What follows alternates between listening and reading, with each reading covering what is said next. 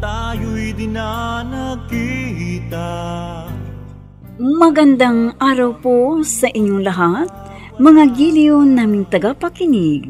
Narito po ang karugtong ng kasaysayan na itinampok namin sa linggong ito, dito sa ating dulang. Luha. Hindi ako yun. Kamukha ko lang siguro ang nakita mong yun. Sigurado ka? Oo. Mark! Ha? Sino babaeng yan, ha? Sino? Martin! Ano ibig sabihin nito? Sino siya? Ngayon, sagutin mo ang tanong ng babae mo! Sino ako sa buhay mo, ha? Ha? Sagutin mo ang tanong ko, Martin. Sino ang babaeng yan? Sino?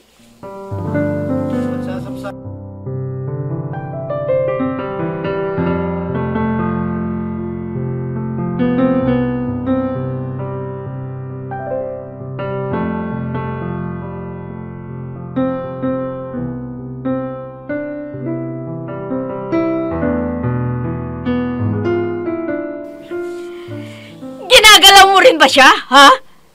Akala ko ba, iniiwasan mo na ang Margie na yan? Bakit magkasama pa kayo? Ipinapasok mo rin ba siya sa motel, ha? Kababae mong tao. Ang bastos ng bunganga mo. Sagutin mo ang tanong ko! May namamagitan pa rin ba sa inyong dalawa? Ha? Wala! Anong wala? Sinungaling ka! Sinungaling ka! Tinatanong mo ko tapos pag sinagot kita ayaw mong maniwala. Tanong ka pa. Manaliya ka! Niloloko mo ko! Niloloko mo ko! Hindi kita niloko. Mulat sa pula, alam mo na ang tungkol sa amin ni Margie. Oh, pero sinabi mo na iwasan mo na siya. Pero ano itong ginagawa mo?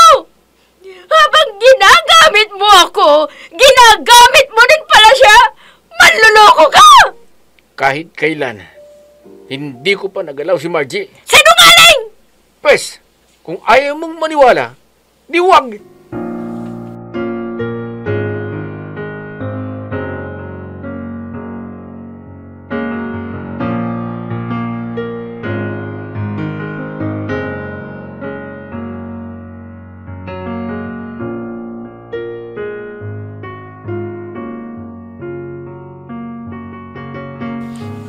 Angelo!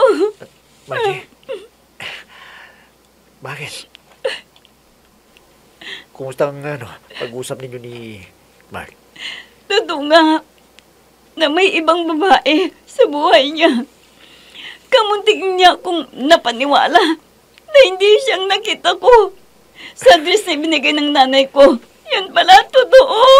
Teka. Halika. Dito tayo. Upo ka muna. Ang lakas pa ng loob ng babae. Nasuguran kami habang nag-uusap kami ni Martin. Ay, naku. Ngayon, nasaan si Mark ngayon? Hindi ko alam. Hindi ko kaya makita na inaaway ng babae niyo si Martin sa harapan ko. Dahil sa akin, kaya tumakbo na lamang ako. At dito na ako dumiretso sa bahay niyo. Dahil tiyak, pagagalitan naman ako ng inay ko kung malalaman niya ang nangyari ngayon. Kaya mo, kakausapin ko si Mark. Huwag na. Hindi ko nahangarin pang makipagbalikan sa kanya. Sapat na sa aking nakita ko na talagang hindi ako mahal ni Martin. Hindi niya ako mahal.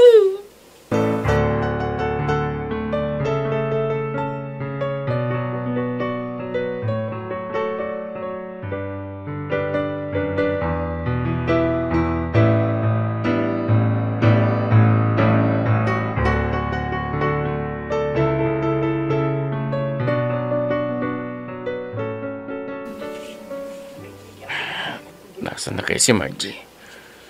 Ang sabi ng nagkasalubong kong kapitbahay nila, hindi pa raw mauwi si Margie sa bahay nila. Mula pa kanina. Hindi naman ako makapunta sa bahay nila dahil galit na galit daw sa akin ang mga magulang niya. Nalaman na nila siguro ang nangyari. Pero kailangang makausap ko si Margie. Ang mabuti pa, babalikan ko si Angelo. Malamang alam niya kung nasan si Margie ngayon.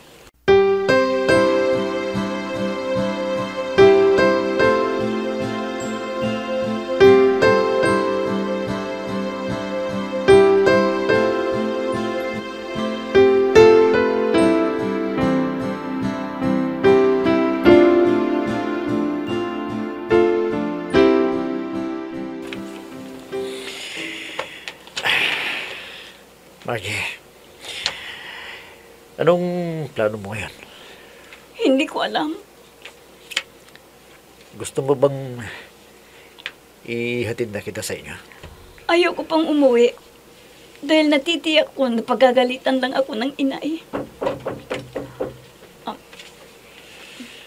Teka, may kumakataw. Dali lang! Nandiyan na. Oh, pare, ikaw pala. Halika. Pasok ka. Hindi, wag na. Ha? Aalis naman ako eh. Kung malalaman ko kung nasan si Margie. Hindi kasi naging magandang kinahantungan ng pag-uusap namin kanina. Bigla siyang umalis. Paano naman kasi hindi ka iiwanan eh. Sumugod pala si Janice. Habang nag-uusap kayong dalawa ni Margie. Nabanggit pala niya sa'yo. Alam mo ba kung nasan siya ngayon? Oo, pare. Andito siya. Ha? Dito siya dumiretso sa bahay mo? Oo. Ayaw niya makita ng inay niya. Na umiyak siya. Kaya dito siya pumunta sa bahay. Halika. Pumasok ka. Para makapag-usap kayo ng mga sinsinang na dalawa.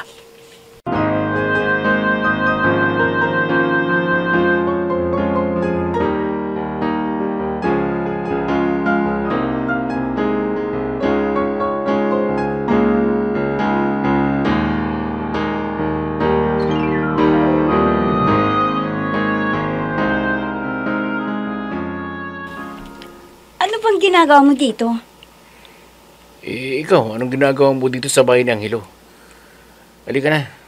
Iuwi na kita sa inyo. Gabi na. Ayoko pang umuwi. Ano? Hindi ka ba nahihiya kay Angelo? May bahay ka pero dito ka umiiyak. Ang lakas ng loob mong sabihan ako ng ganyan. Bakit? Sino bang dahilan kung bakit ako umiiyak? Hindi ba't ikaw? At ikaw, anong ginagawa mo dito? Bakit mo iniwan yung babae na yon? Ang mabuti pa, ayusin mo ng sarili mo at iuwi na kita para hindi naman nakakahiya kay Angelo. Halika na. Hindi ba't may trabaho ka pa bukas? Doon na tayo mag-uusap sa bahay niyo. Lagi kang wala sa bahay niyo. Hindi mo ko tinatawagan. Hindi ka nagte-text back sa mga messages ko sa'yo. Yun pala, may kinahuhumalingan kang iba. Hindi naman ako ang lumalapit sa babaeng yon. Siya ang lapit ng lapit sa akin. Bakit mo siya ibinahay? Anong ibinahay? May bahay naman kami ah. Bakit ko pa siya babahay? Gagastos pa ako samantalang may bahay pa naman kami. Maliban doon, marami na akong naririnig tungkol sa inyong dalawa ng babaeng yon. Huwag kang magpaniwala sa mga chismis na yan. Wala lang silang magawa sa buhay kundi magchismis at sirain ang maganda nating relasyon. Kaya halika na. Iuuwi na kita sa inyo.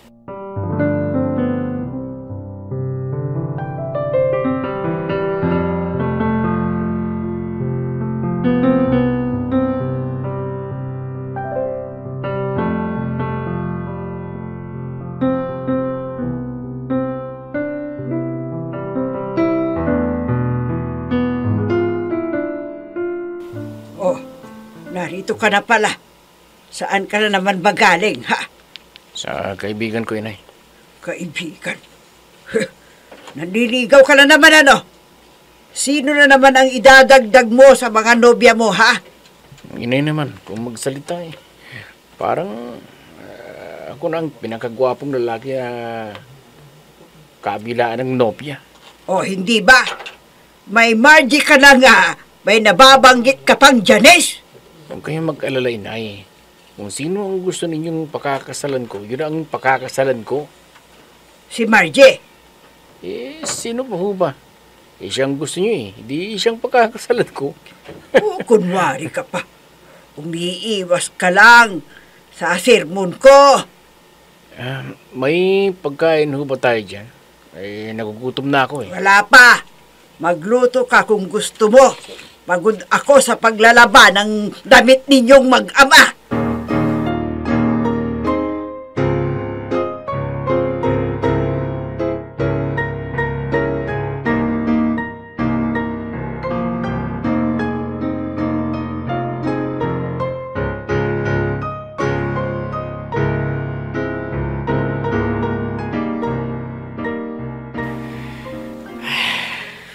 Ano ba itong nararamdaman ko?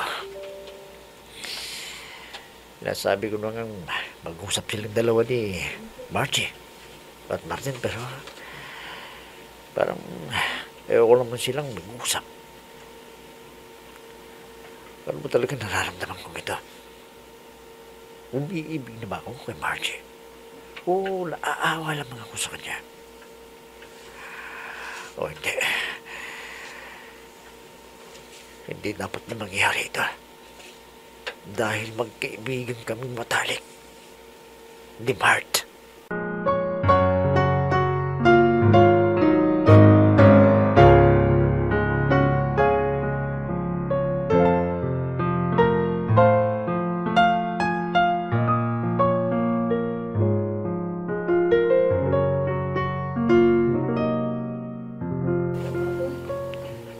Inay, baka hindi po ako maghapunan dito. At bakit? Saan ka makikikain? Ang inay, parang inihahanap ko lang bunganga ko kung saan may pagkain. Sinasabi mong hindi ka kakain dito saan ka kakain kung gano'n? Kasi niyaya po si Margie na kumain sa labas. Bakit? Nagkais na ba kaya? Ay dinig ko pinang-abot mo ang dalawang babae sa parka. Hindi ko sila sinadyang pinangabot. Nagkataon lang na nakita kami ni Jess. Gano'n na rin yun! Saan ka kaya nagmana sa pagiging palikero mo, ha? Hindi naman palikero yung tatay mo. At lalo namang hindi ako mapaglaro sa pag-ibig. Malay ko kay Itay. Ay. Huwag mo akong isalin yan sa kalukuhan mong yan, ha? Saan ka ba pupunta? Kina Margie ho, Itay. Hindi nanguho niya ako ngayon Aba, himala! Naalala mo yatang bisitahin si Margie ngayon. Abay, halos araw nandito yon. Naging busy lamang ho ako nitong mga nakarang araw sa trabaho ko. Teka. Busy sa trabaho? Busy ka doon sa isa mong babae, ha? Inay, ano ba naman kayo? Kararating ko lang, binubungangaan niyo na naman ako. Paano hindi kita bubungangaan? Hindi na tama yung ginagawa mo. May nobya ka na tapos nanliligaw ka pa sa iba. Mabuti at hindi nakakarating kay Margie ang ginagawa mong yan. Nag-isa ka lang.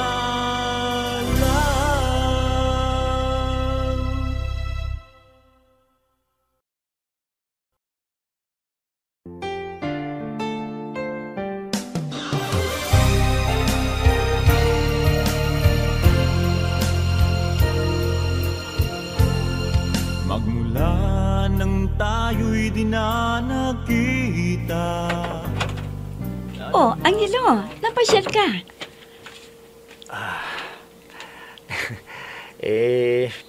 Galing ako dyan sa pinsan ko Nadaanan ko rin lang itong bahay ninyo. Di, dumana ako. Teka, nakabihis ka? May lakad ka yata? Oo. Hindi ba nabanggit sa'yo ng kaibigan mo? Niyayayan niya akong kumain sa labas Okay yan Sandali lang ha. Baka ang kaibigan mo na yan. bakit ako nasasaktan pag nakikita kong nagkakamubuti na lang sa laman ni Mark. Oh, sweetheart, halika, pumasok ka. Salamat. O pare, narito ka pala. Oo. Kung napadaan ako. Ito nga, magpapaalam na rin ako sa kanya. Dumating ka na Una na ako. Ganun ba? Baka gusto mong sumama sa amin. Naku, wag na. Iingitin nyo lang ako niyan Dalawa. Kayo lang na dalawa. Para makabawi ka naman kay Margie. Diba? Oo nga nagpapasalamat nga ako at muli akong binigyan ng pagkakataon ng sweetheart ko. Oh, tara na kung ganun. Sige. Sabay na tayo hanggang din sa may kalsada. Pasagutin mo na rin kasi yung nililigawan mo para 4 tayo na magdi-date.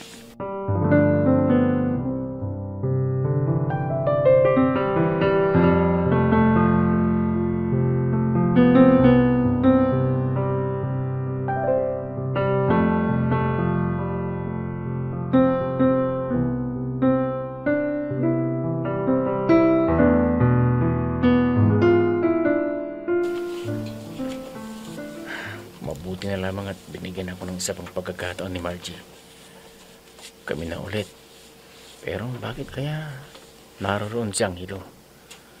Hindi ko naman siya pinapapunta doon At hindi naman siya dating pumupunta sa kanila ni Margie. Tinutotoo na yata ang sinabi ko sa kanya noon naligawan niya si Margie. Hindi. Hindi maaaring makuha ni Angelo ang akin. Ang akin ay akin lang. At ang kanya ay kanya. Ikaw lang ang tanging mahal ko sa buong buhay kong ito. Pag-ibig ko'y tanging ikaw lamang. Sa puso ko'y nag-iisa ka lang. Ditong sinasabi ko sa'yo, masarap ang luto nila dito at mura pa. Pahingi ng Nako, menu. sa lahat ng restaurant na pwede namin kainan bakit dito pa ang napili ni Margie? Dito ko dinadala si Janice noon. Kumusta na kayang babae niya? Oh, bakit sweetheart? May sinasabi ka ba? Oo, ang sabi ko, masarap ang luto nila dito. Siya nga. Ngayon lamang ako makakakain dito Nako, sigurado, hanap-hanapin mo ang luto ng restaurant na ito. Kasi, masarap sila magluto. Oh, teka, hayan ng order natin. Lalo tuloy akong nagutom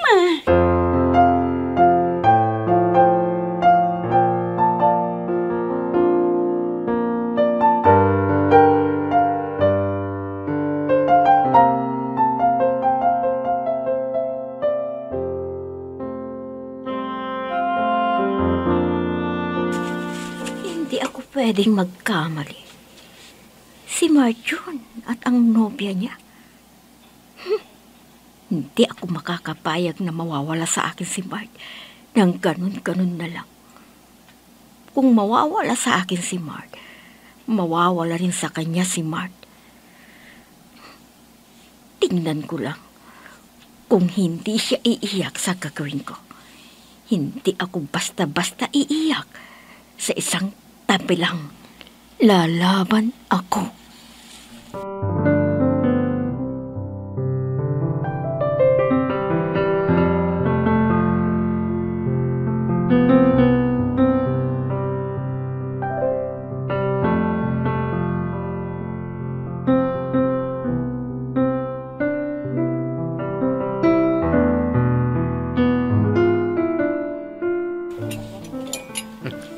Kumain ka ng kumain. Dahil marami akong in-order na kakainin natin. Naku pag tumaba ko, baka papalitan mo ko ulit. Yan ang hindi mangyayari. Dahil ikaw ang babaeng pinapangarap kong makasama habang buhay. Habang buhay ka dyan. Bakit? Bakit may Janice ka pa? Hayaan mo nang yung lokalit na yun. Wala yun. Sigurado ka na ba na ako ng babaeng iharap mo sa altar? Oo naman. Noon pa man ay sigurado na ako na ikaw ang babaeng makakasalan ko. Oh, hayan. Ang cellphone mo yata ang nagre-ring eh. Si Janice to. Oh, sino yan, sweetheart? Nag-iisa ka lang.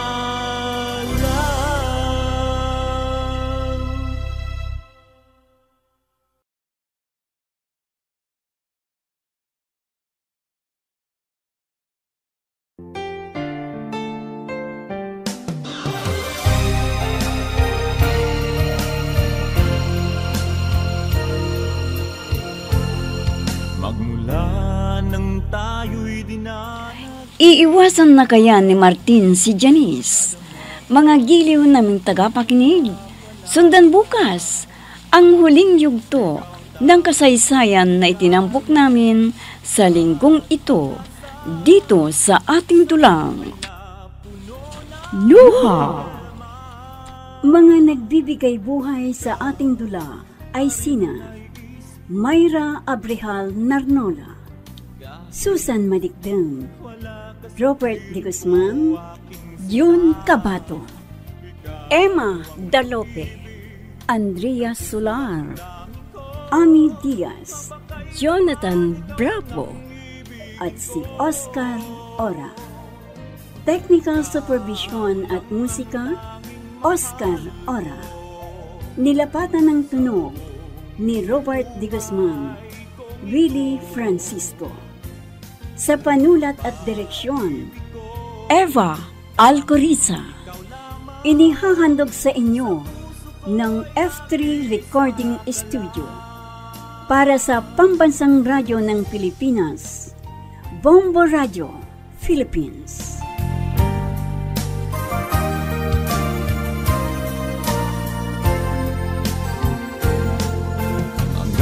Alaala nating di malilimutan, kay sarap ng ating suyuan. Lagi kong natatandaan, maligayang araw nating